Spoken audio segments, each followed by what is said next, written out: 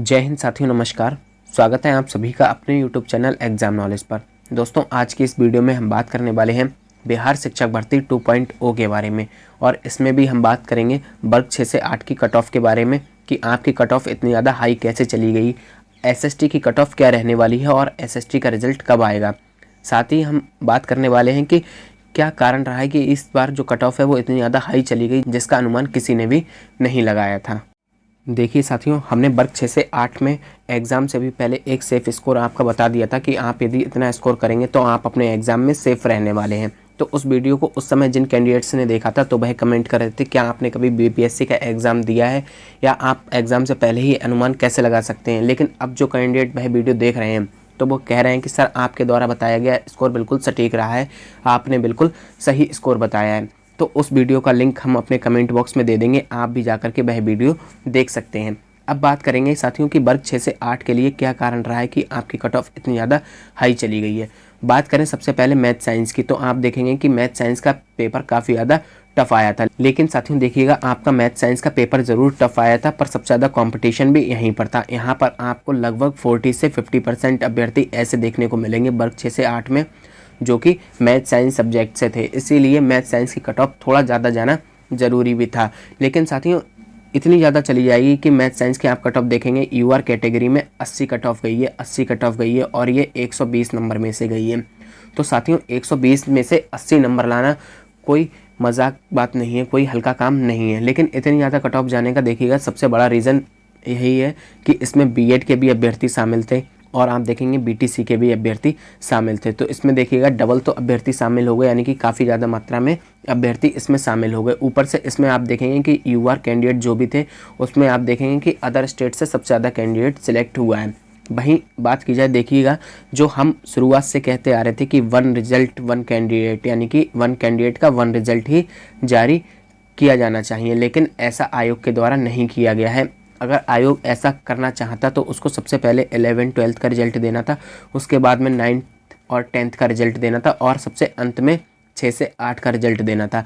लेकिन आयोग ने इसका जस्ट उल्टा किया। आयोग ने क्या किया, सबसे पहले 6 से 8 का रिजल्ट दे दिया है। अब देखिएगा साथियों, ऐसे बीएड के अभ्यर्थी जो आप देखेंगे कि जो टीजीटी की तैयारी कर रहे थे, टीजीटी की तैयारी कर रहे थे यानी कि 6 से 8 के लिए, और पीजीटी की तैयारी कर रहे थे यानी कि 11 से 12 के लिए।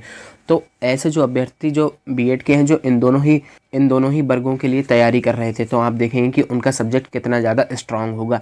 इसीलिए जब वह अभ्यर्थी 6 से 8 वर्ग में आए तो उन लोगों ने ही कट ऑफ को बहुत ज़्यादा हाई कर दिया है। तो साथियों सीधा रीज़न है कि जो बीएड के ऐसे अभ्यर्थी जो कि कॉमन अभ्यर्थी 6 से 8 में, 9 से 10 में और 11 से 12 में, उनके कारण ही कट ऑफ आपकी इतनी ज़्यादा हाई गई है। और क्या इस एग्ज़ाम में कोई धांधली हुई है तो ये तो आयोग ही जाने अंदर धांधली हुई है या नहीं। लेकिन फ़िलहाल तो जो रीज़न सामने आ रहा है उसका रीज़न यही है कि जो वन कैंडिडेट वन रिजल्ट वाली बात थी वह आयोग के द्वारा नहीं की गई, और ऐसे अभ्यर्थी जो तीनों में ही शामिल थे उनको भी वर्ग 6 से 8 के रिजल्ट में शामिल कर लिया गया है। और इसी कारण आपकी वर्ग 6 से 8 की जो कट ऑफ है वह बहुत ज़्यादा हाई चली गई है। अब आप देखेंगे कि जब आपका 11 से 12 का रिजल्ट आएगा तो उसमें बहुत सारे ऐसे कैंडिडेट होंगे बीएड के जो कि 11 से 12 में शामिल हो गए होंगे और उनका सिलेक्शन वर्ग 6 से 8 में भी हो जाएगा। फिर वह क्या करेंगे, अपनी प्रायोरिटी के अनुसार वर्ग 6 से 8 वाली सीट को खाली छोड़ देंगे।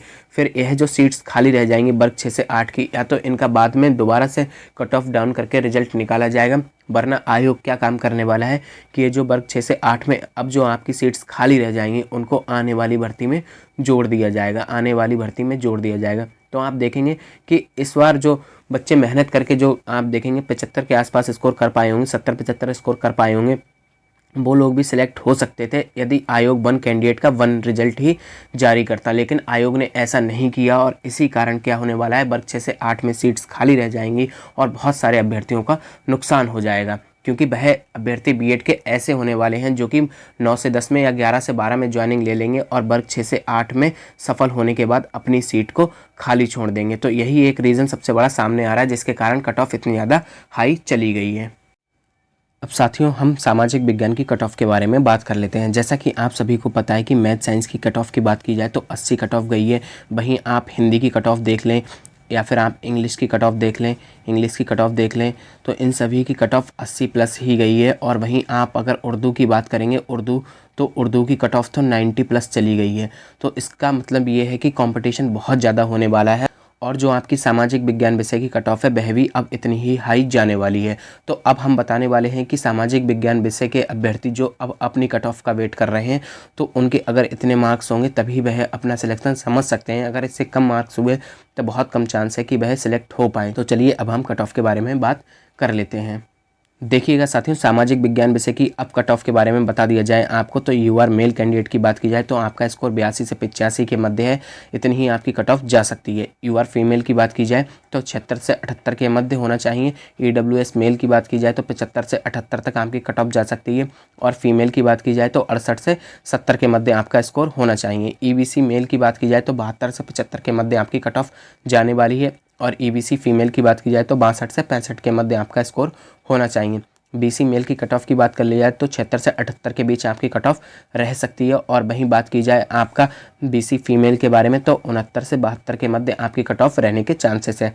एससी की कट ऑफ के बारे में बात कर लें तो मेल कैंडिडेट की जो कट ऑफ है वह 58 से 60 के मध्य रहने वाली है। और फीमेल कैंडिडेट की कट ऑफ 40 से 45 के मध्य रह सकती है। तो यदि आपका इतना स्कोर बन रहा है जो हमारी बताई गई कट ऑफ के अनुसार अपनी अपनी कैटेगरी में, तब आप अपने आप को सेफ मान सकते हैं, वरना इससे कम कट ऑफ जाने के चांसेस ना के बराबर हैं, जैसा कि अभी हमने अदर सब्जेक्ट की कट ऑफ के बारे में देख लिया है।